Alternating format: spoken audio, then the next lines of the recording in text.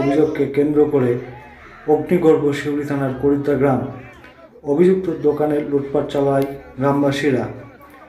Police অভিযুক্তকে উদ্ধার করতে গেলে পুলিশের সামনেই অভিযুক্তকে লক্ষ্য করে ইট ছোড়া হয়। গুরুতর জখম হন অভিযুক্ত বিবেক দাস। দাবি, বিবেক দোকানে আসা মহিলাদের বিভিন্নভাবে উত্ত্যক্ত করত।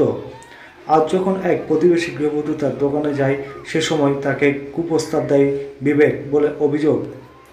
গ্রামবাসীরা একত্রিত হয়ে তার দোকানে হামলা চালায়, বেপরোয়া লুটপাট চালায় দোকানে। যদিও অভিযুক্ত বিবেক ও তার মায়ের দাবি ওই গৃহবধূর স্বামী টাকা ধার নিয়েছিল, সেই টাকা চাইতেই মিথ্যে অভিযোগ করে চড়াও হয় পরিকল্পিতভাবে গ্রামেরই কয়েকজন। প্রসঙ্গত বিবেক দাস বিজেপি কর্মী বলে পরিচিত এলাকায়, সে কারণে রাজনৈতিকভাবে তার উপর এই পরিকল্পনা কিনা সেটা নিয়েও তদন্ত করে দেখছে শিউলি থানার পুলিশ। ইতিমধ্যে বিবেককে আটক করে নিয়ে আসে থানায় শিউলি থানার পুলিশ।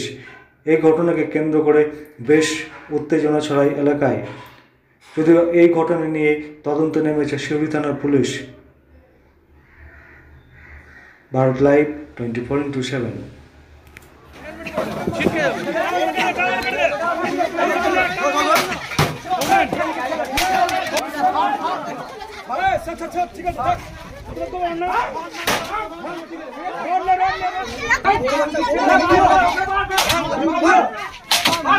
सरकार मैंने देखे ये कुछ क्या हुआ जिनके रास्ता है ये साला एक मैंने अत्याचार कर रहा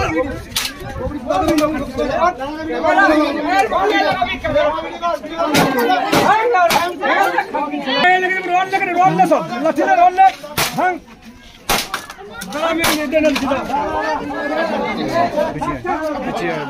আজকে উর বলে বলে যে কালকে তুই বলে বলবে শুনে খুব ভালো লাগবে। হ্যাঁ তাই তো মনে হচ্ছে এই লেগে বলে যে কালকে তুই বলে লাগা বলবে তো শুনে খুব ভালো লাগবে। কি নাম তোমার, কি নাম? আমার নাম বিবেক দাস। কি হয়েছিল? এই ঢুক কি হয়েছিল বলো। চলো চলো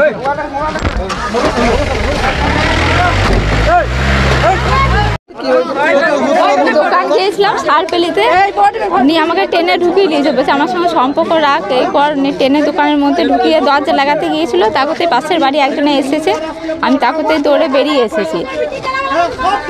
ও সব মেয়েকে এরকম করে, সব প্রত্যেকটা মেয়েকে বলছে যে আমার সাথে সম্পর্ক রাখ, এই দিব ওই দিব, অনেক কিছু বলে প্রত্যেকটা মেয়েকে, ও বাচ্চা মেয়েগুলোকেও ছাড়ে না। গ্রামবাসীরা মিলে করেছেন। আজকে কি হয়েছে? আজকে ওই তো বললাম না না, দোকানে আজকে গ্রামবাসীরা একত্রিত হয়ে তারপর গিয়েছিল ভাঙচুর। প্রতিবাদ করলেন তো? হ্যাঁ সবাই মিলে প্রতিবাদ করলাম। কি করলেন? প্রতিবাদ কিভাবে করলেন?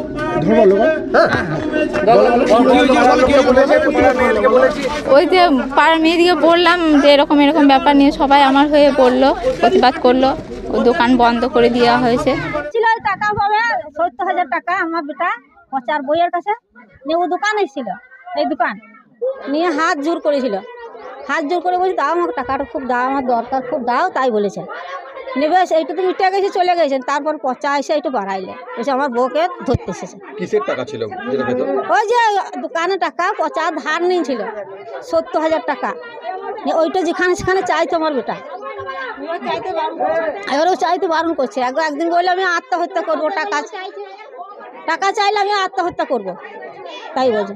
এইটু কথা, এইটু নিয়ে ঝামেলা চলছিল, এটা ঝামেলা চলছিল। তারপরে আজকে ওইটা হলো, ওই যে হাত জোর করেছে বউকে টাকাটা দাও বলে।